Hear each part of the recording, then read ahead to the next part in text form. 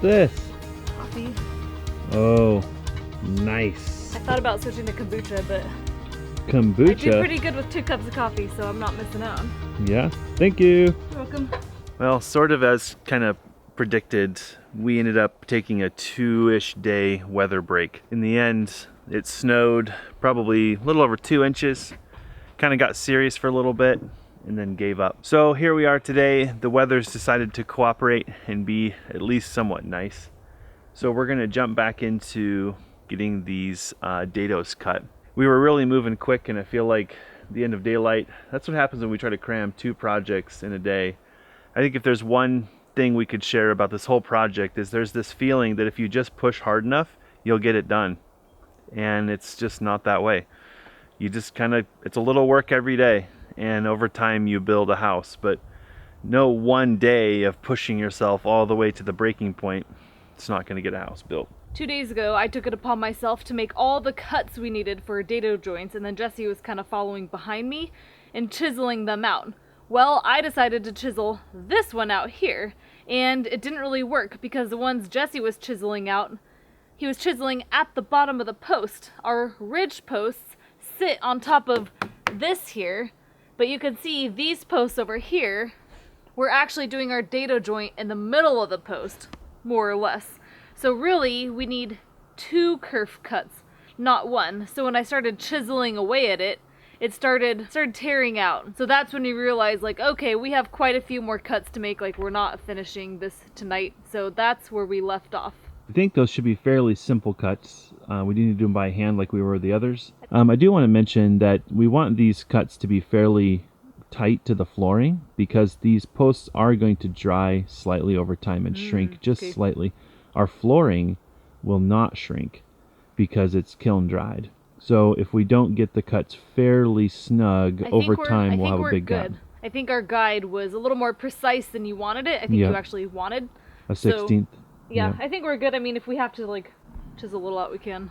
I agree. Yeah, so hopefully, well, we'll probably have to fine tune a little bit to get the flooring to fit, but that's kind of where we want it. I also want to share that our wall sips were supposed to be on site probably yesterday or the day before, but they've been delayed, so now we're looking at early next week, in theory, with the walls to follow, in theory, the week after, correct? Correct. So we've been trying to coordinate many people to help with the SIPs. There's people who want to be involved to learn for their own personal use, and then we have some relatives that want to help too. And it's been quite a coordination battle, so it's very frustrating because we're trying to be patient, but we also have a lot of other irons in the fire. So we'll keep plugging away. It does give us a little bit more time. We weren't planning on installing the wall SIPs when they arrived anyway, but after some discussion with our SIP company, it sounds like we actually could do that if we just protect them a little bit from the rain. I don't know. The thought of putting OSB in the rain sounds stupid. I'm just gonna say it. There, I said it. I know all buildings get wet during construction. Most of them do, because weather's unpredictable. With something as critical as a SIP, having it in the rain doesn't make a lot of sense.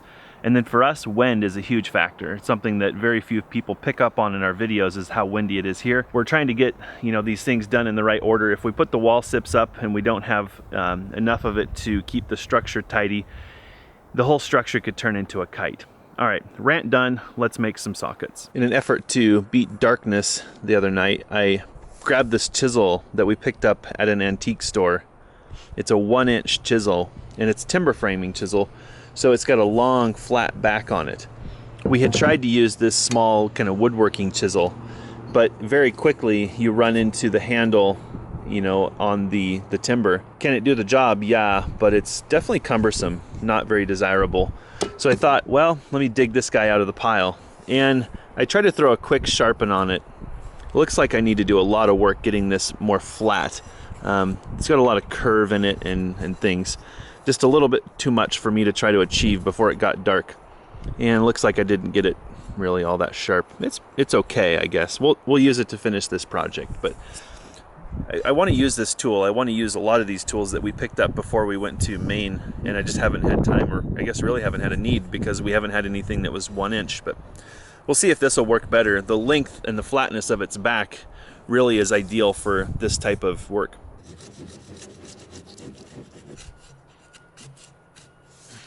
Well, didn't take me very long to figure out that this is by no means sharp. So I may use it for the bulk removal and then use the finer chisel to do the fine tuning of the dado.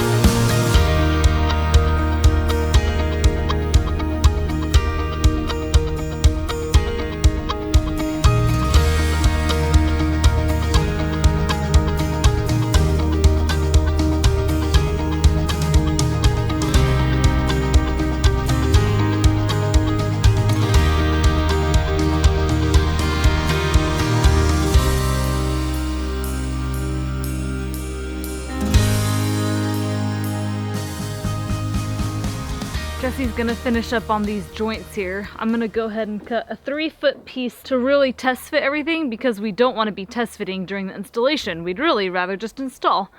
And then I think we're gonna shift focus to the sawmill.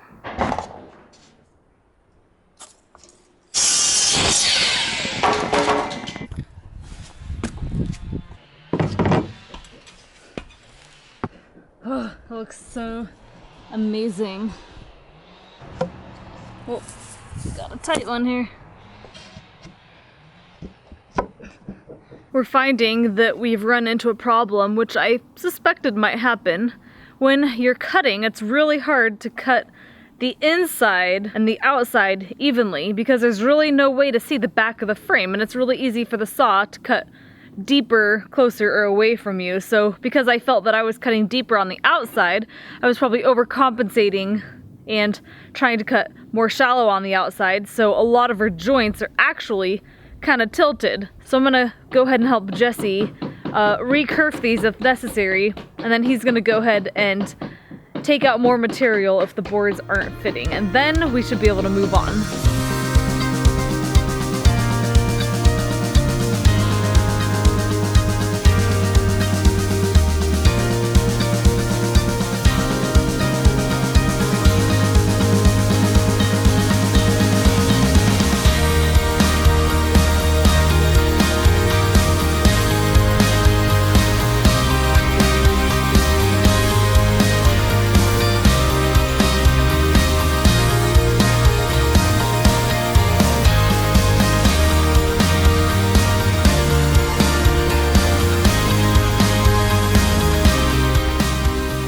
It seems like every one of these joints just has so much character.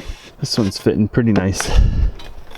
Yeah. Just needs to be hidden from the edge down below here. We described it, but now we can actually show it. So if we weren't doing this dado right here, the flooring would sit on the edge of this carrying beam, and there would be a gap right in there. And visually, wouldn't be that great. Structurally, it would be technically fine. All right, a few more of these to go. Yeah, we've done 1, 2, I'd say working from that corner, 4 are done. Like they're perfect, they're deep enough, board fits right.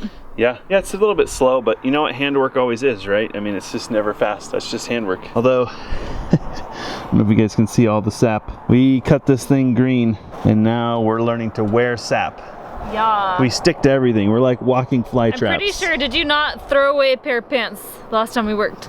I did. You did. Well, you just put the death blow to them. Yeah, they were pretty much done. And we don't throw away clothes when they get a little sap on them. Let's just say it looked like I spilled an entire gallon of honey on my butt. Right, yeah, it was like dripping down the inside of your leg, and, Yeah. and they had mastic all over them. Looked like I was pooping and honey. holes Yeah. and... Cannot wait to walk on this floor. Oh my gosh, it feels so amazing. Cannot wait. I think having the ladder helped, so I'm going to move the ladder over there. Maybe before I move the ladder, give that one a checkity-checkaroo. Maybe. See where we're at. A lot of them are fine. I think it's fine. The gap down here looks good. Looking That good. one's deep enough. Yeah, it might be a tighty tight. Nope, that one's good. Oof. It looks good, love. We got the fits. Yep. The Zanga, she's good. Nice. Oh man, that's gonna be the look from the bedroom. That's it. That's gonna be the look when we're laying on our back. Yeah. We're good. That's good. Good to go. You want to help carry tools down? You bet.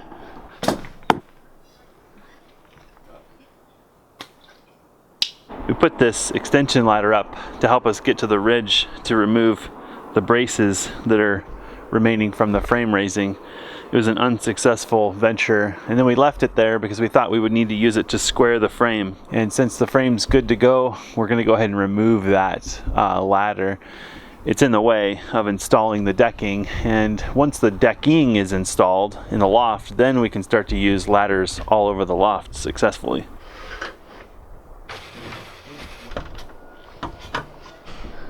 That was fun. Do you want to send it off the front of the house? Or leave it up here? Just leave it here. Yeah. We had a friend give us a couple of batteries that we thought we would test to see if they're worth switching out for the batteries we have right now. The ones we have right now are definitely on their last legs. They're giving us a few hours of power, but I mean nowhere near what they should be. We did a battery switch late last night. We took the bank that we have, we moved it over, put these two in there, and we couldn't even get them to take a charge, even though these batteries are all of 4 years old. They were pretty heavily corroded on top, and the electrolytes were all very low. So it's a good chance these batteries aren't doing very well. But I figured if we have solar today, why not throw them on the charger? They've been on there for the better part of 3 hours. The charger had turned off and said they were already charged. And I've kind of learned to reset the charger and just check again. It's kind of the bad thing about these automatic chargers is they're run by a computer. I guess it's good and bad. So now it's saying they're at 80%. So we'll check back on those in a little while, and maybe we'll put a load test on them and see if they perform well or not. So we recently took some lumber to the sawmill to be kiln dried, but we still got this stack, and we really do need all this lumber gone. We need to use it for something. It's not doing any good out here just looking like a lumber pile. So we thought we would just take a look at this lumber pile really quick and see if it's worth digging through it and knocking out anything in here that we could use for these SIPs. I see quite a few nominal 2-inch boards that we can probably knock out, but you know what I'm seeing now is a lot of 1 inch or under. This guy's definitely under an inch. That guy might be an inch. That one's probably 1.5 inches, but look how little wood there is hiding in that board. Under an inch. So there's actually not very much lumber in there. So now kind of second guessing whether to start in on this project. Sometimes it's hard to know at what point do you stop saving material and just go buy material. You know, I guess everyone's budget's different. In this case, I can tell just by looking at this pile, there's not enough wood in here to finish the wood that we need for the SIPs. We're going to have to buy lumber, which is kind of a trade-off. We had our friend over, he was sawmilling, and we're giving him a lot of that lumber. It'll work itself out. We're not worried about that. So I kind of have to sit here and think about it for a minute, whether I want to start knocking this pile of lumber over to pick out the few gems that are hiding in there. And here we are with Alyssa's new creation, which is a... You have a London Fog. Oh. And I have a jasmine vanilla tea latte. Oh, wow. I kind of do miss my London Fogs. We should sip those and talk about this lumber pile to see if we want to do this or not. Okay.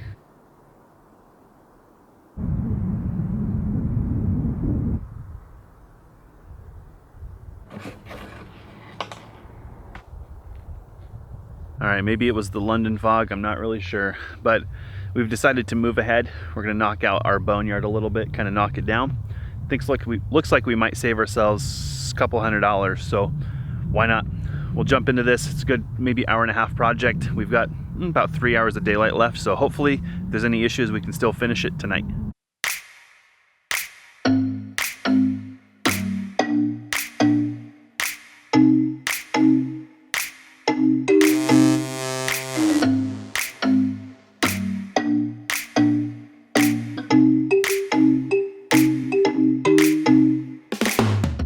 1.5 inches over. So I would split that difference between Okay. the two boards So because inch and see how 3/4. Oh, angled right, this yep. board is.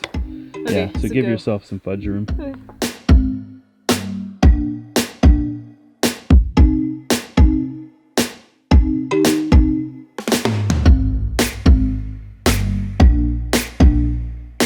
Inch and a half.